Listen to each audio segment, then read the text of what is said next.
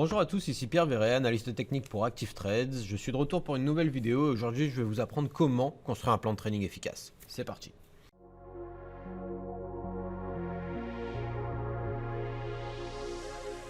Alors, on va commencer tout de suite avec deux questions simples. La première, qu'est-ce qu'un plan de trading ? La deuxième, à quoi ça sert? Pourquoi en faire un finalement? Alors c'est très simple, pour répondre à ces questions, je vais vous demander d'imaginer que vous voulez faire un trajet en voiture. Imaginez par exemple que depuis Paris, vous désiriez vous rendre à Moscou. Simplement, vous ne voulez pas préparer votre voyage ni utiliser d'aide technologique, que ce soit un GPS, une carte physique en papier ou même une boussole. Vous voulez simplement faire l'exercice en n'utilisant que votre instinct. Alors, bien évidemment, techniquement parlant, certains diront que c'est toujours possible, il est toujours possible de prendre sa voiture, de partir de Paris en utilisant simplement son instinct, arriver à bon port, arriver à Moscou. Simplement, admettez que c'est une approche un petit peu hasardeuse quand même. La plupart des gens préfèrent préparer leur voyage un minimum de sorte à l'optimiser. Mais en trading, c'est un petit peu pareil finalement. Avant chaque trade, un minimum de préparation vous permet de construire la feuille de route du trade en question. Alors le problème, c'est que c'est un exercice qu'il faudra faire avant chaque trade, puisque un petit peu comme les trajets en voiture, chaque trajet est différent, chaque trajet aura sa feuille de route différente. Et bien là, c'est un petit peu pareil, chaque configuration de marché est différente, chaque trade est différent, il faudra donc un plan de trading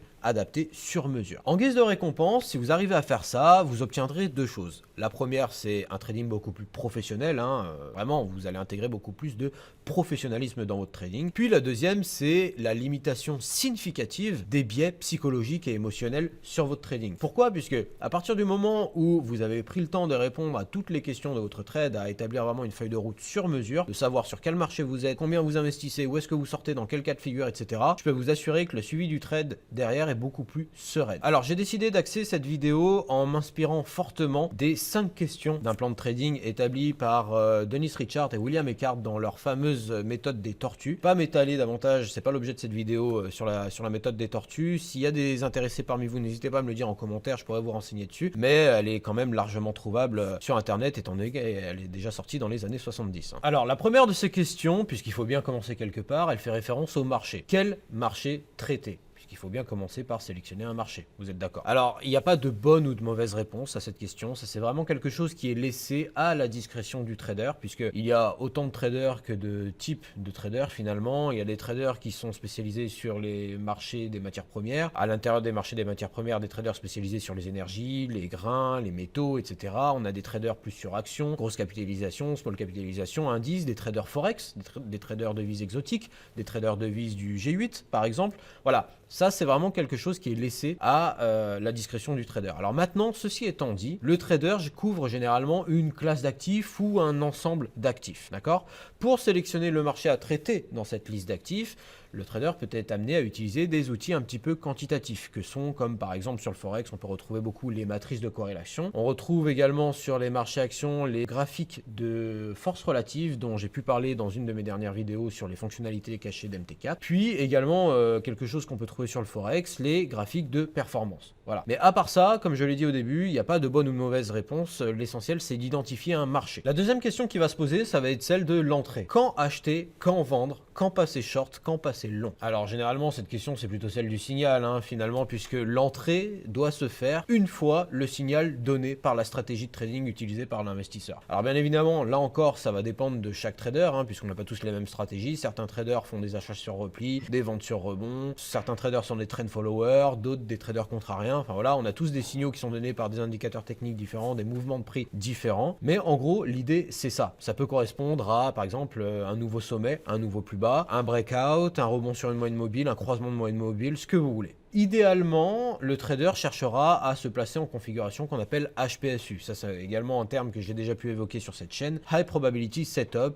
ça signifie tout simplement se placer à proximité d'un niveau de support ou de résistance qui pourra constituer un bon niveau d'invalidation, de sorte à sortir assez relativement rapidement du trade. Voilà. Mais l'entrée doit se faire en respectant le signal que vous suivez avec la stratégie de trading que vous suivez.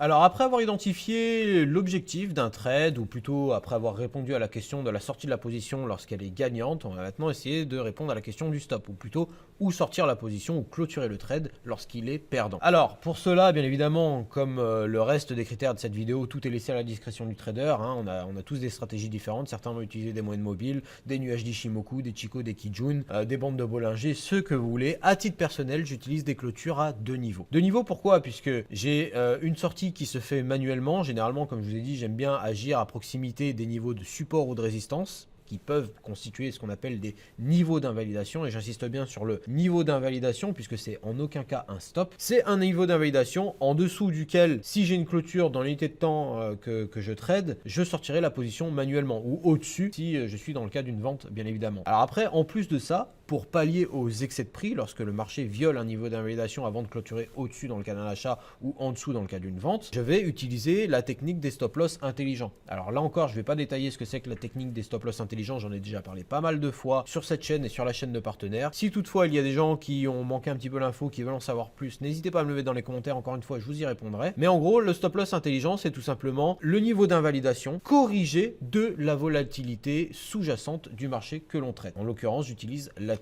qui est un indicateur de volatilité qui m'aide à transformer mon niveau d'invalidation en un stop-loss intelligent.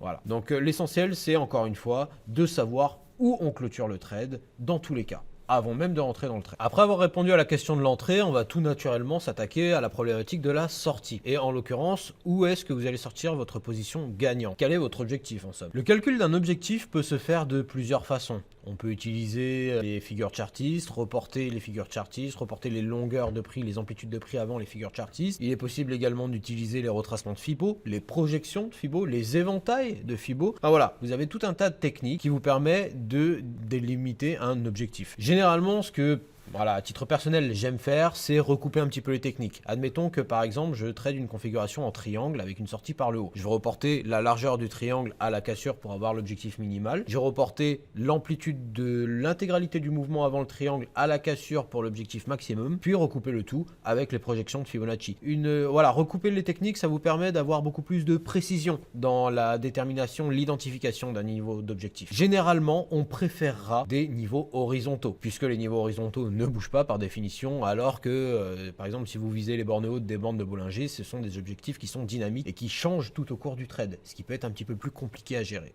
On va maintenant s'attaquer à la dernière question qui compose un plan de trading. C'est la dernière, mais de loin la plus cruciale et la plus importante, puisqu'elle fait directement référence à la taille de position. En effet, le problème de la taille de position va tenter de répondre justement à la question du montant de l'investissement. Combien vous allez acheter ou combien vous allez vendre sur un actif en question. Comme je le disais, cette question est de loin la plus importante puisqu'elle fait directement référence à la gestion du risque ou money management. Alors le money management, pour ceux qui ne savent pas, c'est un procédé par lequel vous allez gérer votre niveau de risque par position. C'est notamment ça qui vous permet d'obtenir beaucoup plus de régularité en trading, d'avoir un trading également beaucoup plus professionnel, mais surtout de contrôler vos pertes, c'est-à-dire qu'à chaque fois que vous allez perdre, vous savez combien vous perdez, vous n'êtes jamais surpris par la perte. C'est comme ça que fonctionnent les traders, particuliers ou professionnels, avec un minimum d'expérience. Cela étant dit, la taille de position est un élément crucial du plan de trading. C'est vraiment celle qui va pouvoir faire la différence entre une stratégie gagnante ou une stratégie perdante. Même si vous avez tout bien répondu aux questions auparavant, une position surexposée, vous prenez le risque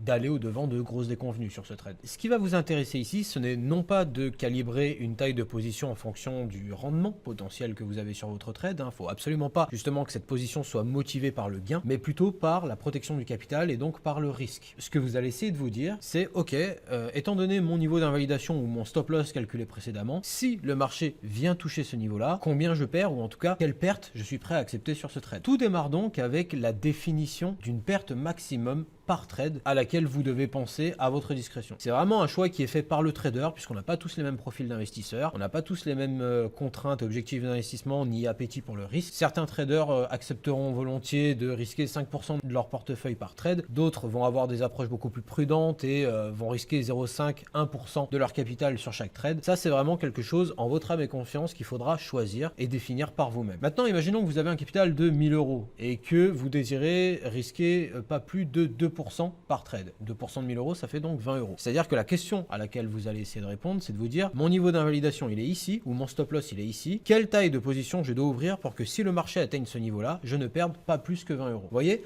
en fait, on commence par établir le niveau de stop loss ou d'invalidation graphiquement, techniquement, comme ça il est techniquement cohérent si vous voulez. Puis après seulement, on va calibrer la taille de position en fonction de ces distances entre le stop loss et le prix d'entrée. Je vois en effet beaucoup trop de traders inexpérimentés, souvent particuliers, qui mettent un petit peu au hasard des tailles de position, souvent les mêmes selon les actifs. Ils vont mettre un volume 1 sur l'euro-dollar, sur le DAX ou sur l'or ou sur le pétrole, alors que ça n'a absolument pas du tout les mêmes conséquences. Comprenez-moi bien, ce qui vous importe le plus à ce niveau-là, c'est ce qu'on appelle le pas de cotation. Combien vous allez gagner ou perdre à chaque fois que le marché grimpe ou descend d'un pip ou d'un point. C'est vraiment ça la question cruciale à laquelle il faut répondre. Donc en pratique, ce qui va se passer, c'est que à partir du moment où vous en êtes là dans votre plan de trading, c'est que vous avez déjà défini tous les points auparavant. Vous savez où vous rentrez, vous savez où est-ce que vous clôturez votre position si elle est perdante, où est-ce que vous clôturez si elle est gagnante. Donc vous avez votre trade qui est déjà absolument tout cadré. Par conséquent, pratiquement, ce qu'il faudra faire, c'est calculer la distance en points ou en pip selon la classe d'actifs sur laquelle vous êtes entre votre stop loss et votre prix d'entrée, de manière à relier cette distance en pip avec une taille de position qui vous permettra de ne pas risquer plus que ce que vous êtes prêt à perdre. Il est important que vous preniez bien le temps d'identifier